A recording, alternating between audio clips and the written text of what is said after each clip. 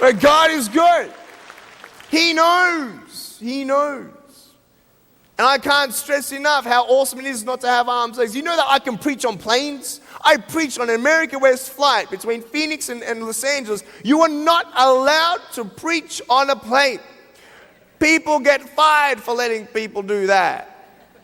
When everybody's seated, seriously, we landed in Los Angeles, and we're just sitting there, LAX, I'm just looking out the window, and we hadn't moved for, a good minute or two, and I'm like, what's going on? The pilot's like, ladies and gentlemen, we are so sorry for the inconvenience, but at this time, we believe that the gate is occupied by another plane. We ask for your patience for another 15 to 20 minutes for them to leave, and we'll be then disembarking that. And he stopped speaking, and God spoke to my heart.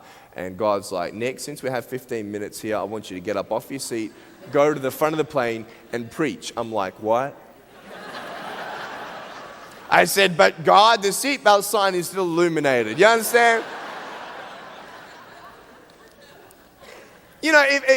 We're supposed to be seated. If anyone gets up, if a guy with arms and legs stands up while you should be seated, what are they going to do? Sir, can you please sit down? I'm like making up all these excuses why I shouldn't do it. And I said, finally, God, okay, I'm going to do it, because I know if I don't do it, then I'm going to regret it, right? So I get out of my lap seatbelt. Lap seatbelts are very effective for me, obviously, because I have a lap, right? So I get out of my lap seatbelt like this.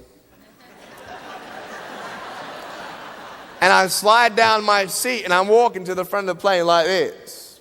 Now, no one's saying, sir, go back to your seat. They're all just looking at me like, I'm seeing these guys, they say, this. I'm like, g'day, how's it going? You know what I mean?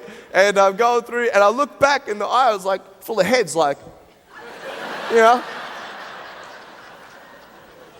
Going to the front of the plane, I see two flight attendants. I say, hi, I'm a motivational speaker. I'm Nick Vujicic. And since we have a couple minutes here, I was wondering if I could share a little bit about what God has done for me. Straight away, the first flight attendant, she just went pale, like white as a sheet, man. She's like, I'm so going to get fired for this. And the second lady, she didn't hesitate. She grabbed that microphone, put it in front of my mouth. I preached on that plane for 7 minutes strong, man. It was beautiful. Everybody gave me a round of applause. Praise God.